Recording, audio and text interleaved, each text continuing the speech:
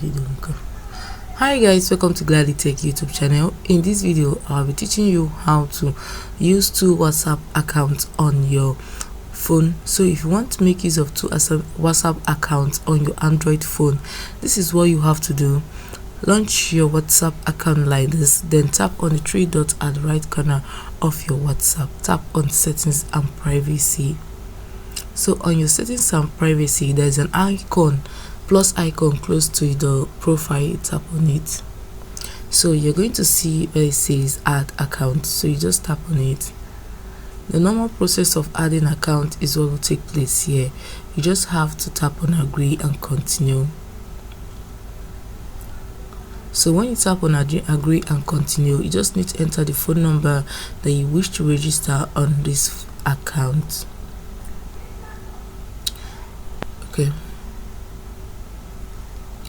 The next thing you have to do is to tap on next. So when you tap on next, you just have to say yes. Then a verification code will be sent to the phone number that you wish to use for this account. Then when you enter the code, immediately you enter the code, the WhatsApp will be launched on the device. So guys, I hope this video was helpful.